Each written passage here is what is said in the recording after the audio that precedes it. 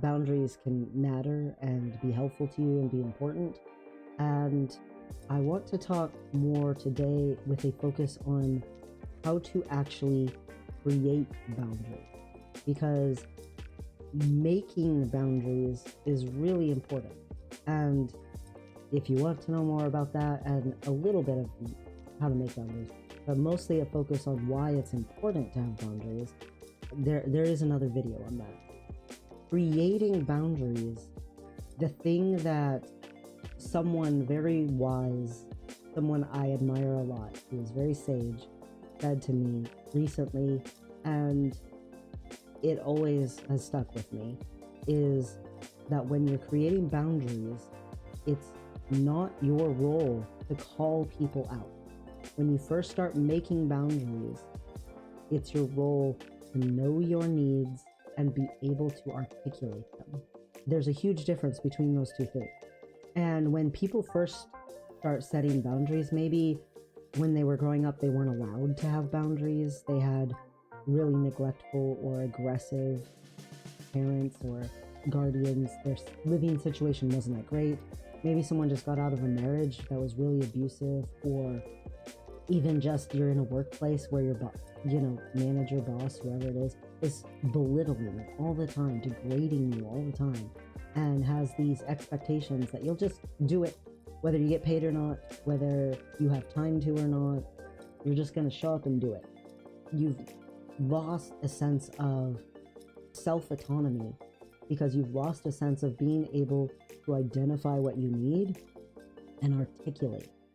And people sometimes, when they first come out of those kinds of situations, they go to attempt to start having some boundaries and give themselves some self-respect.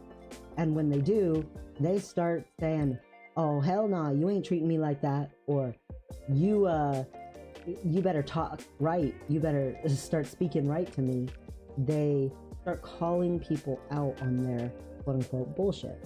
And people mistake that abrasiveness as them putting up a wall against you treating them wrong. In reality, they're just calling people out on behaviors and saying, oh, that behavior's bad. That's a non-acceptance of the other person, but that's not you explaining what you need. That's you saying, oh, they should stop that. You want, when you're setting boundaries, when you're creating boundaries for yourself, to first look inward at what you need.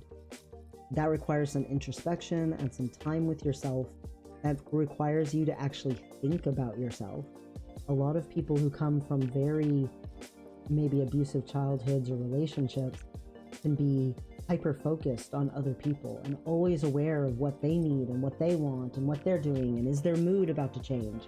And it can become an afterthought to think about what you need and what would make you feel okay and what would make you feel safe. And so you have to think about that. You have to consider, what do I actually need? What actually helps me? What actually hurts me? What benefits me? And spend some time not being selfish, but being self-centered.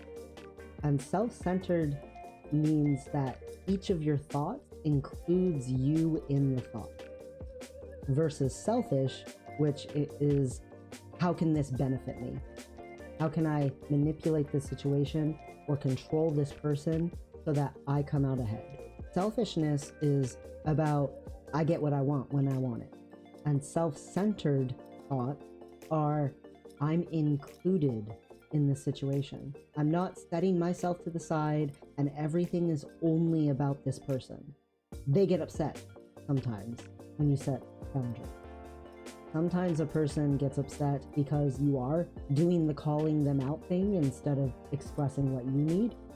And in that case, it might be rightfully so. You might be very honestly intending to try to establish that you want to be respected, but you're going about it in a way that is derogatory or comes off as angry or bullying to the other person.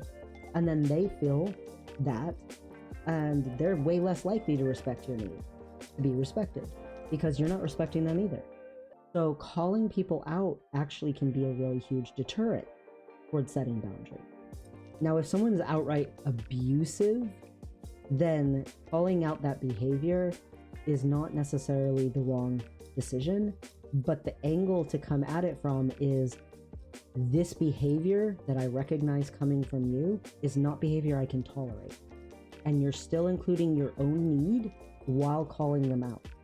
The thing is if you're only talking about the other person, you're still not setting a boundary. Everything's still not about you. You're still hyper-focused on them.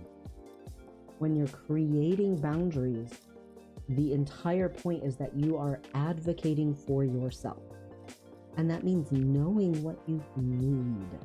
You can't do that very well if you don't know what you need. And it can start really small. And it can even start with you advocating what you need to your own self. You might be so used to putting yourself on the back burner that you need to set some boundaries with your own self. And it can be a much safer place to practice boundary making to do it with yourself first. Hey, you know what, self? You always, every single day, get up, make food for everybody, and then, has anyone ever done that for you? So you need to start making a morning routine that also involves you, because no one else is going to do it.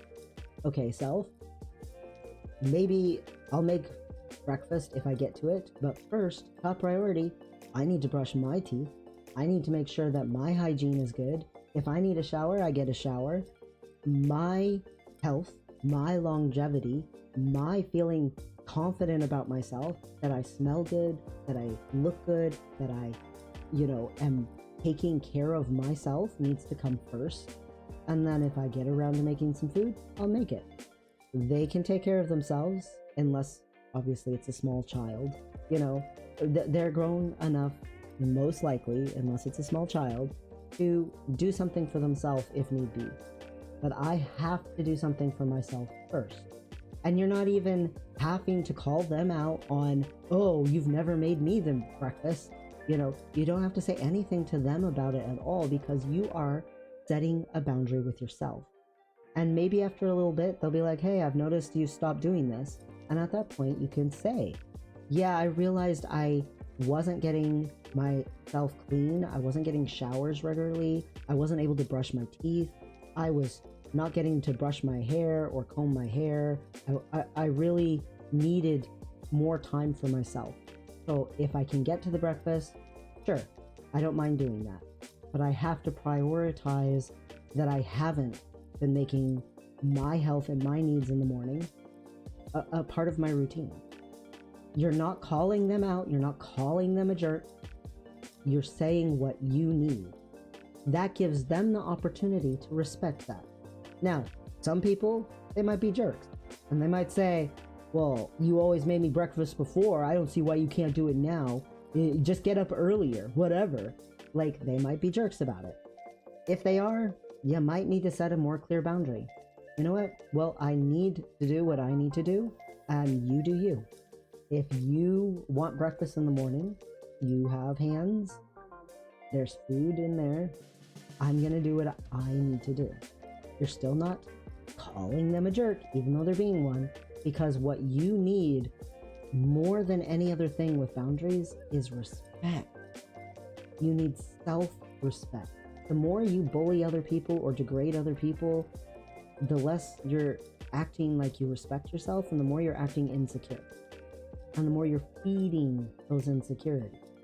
The entire point of boundaries is that you are creating confidence in yourself by treating yourself like you actually matter. You're allowed to exist. You're allowed to take up space. Your needs can be important. And the more that you actively try to think about what you need and do some of the things that you need, the better you'll get at articulating what you need. And communicating what you need will become more and more clear as you go forward. It's really important to recognize that it's not about the other people and whether they respect your boundaries. It helps, and obviously you want to invite people into your life who do respect your boundaries. That's something you need. Hey, I just told you something you need that you can think about and go introspective on. You can think about the ways that that looks for you. But everyone needs people invited into their life who are capable of respecting their boundaries. But the big thing is it's not actually about them. It's about you knowing what you need. You saying to yourself, yeah, what I need is important. Yeah, I'm not going to dismiss this. Because every time you're dismissive of something you need, you are dismissive of yourself. There is a huge difference between compromising with other people, which is an important skill, very important, and compromising yourself. If you really feel you just have no idea where to look for how to identify anything for yourself at all, to build confidence at all, to build self-respect, to start creating some idea of what a boundary should look like, I always say start with your beliefs. Where do you feel your ideals are? Morally, do you think lying is always wrong? Or do you think there's situations for it? Consider that. Do you think stealing is always wrong? Or is it less black and white and you have options for when stealing isn't? Think about what you truly are passionate about. Maybe it's like justice, or maybe it's loving people. Maybe it's being caring and kind. Maybe it's about making sure everyone has something to eat. There's a huge sense of identity that we can draw from by knowing what we think is right, and then trying to be someone who enacts those things. If you think the right thing to do in almost every situation is to be kind, then actively pursue kindness. If you think the right thing to do in almost every situation is advocate for the little guy, stand up for them, then start thinking of yourself as the little guy and start standing up for yourself. And standing up for people, again, isn't always about calling out the oppressive systems, although it definitely can involve that. Sometimes it's about expressing what you need instead of what you're getting. Understand what you want. And if you struggle to even comprehend that, it feels impossible to even imagine living differently. Start with at least knowing how you want to act. What do you value? What are your values? When you look at people and you think, wow, they are of strong character, they are a person who's a good person, what do they look like? What about them do you think is so good? What parts of yourself reflect some of that behavior? What do you think is right? Figure that out, and you can start to build confidence by pursuing that in yourself, feeling that you are doing more right, that you are living by your actual ideals. You're not just posturing, you're taking action. And the more that you do that, the more you recognize, hey, I need my morals. This is like a big part of myself. What can I do? What are things that I can do to build myself up and build up my beliefs? Make them more apparent in my life. You can start from that place and then expand outward. Setting boundaries sometimes can be very difficult, and it's so important to understand that part of that difficulty is because you struggle to recognize your needs. You struggle to identify what it is you actually want, and that's why you're struggling to articulate.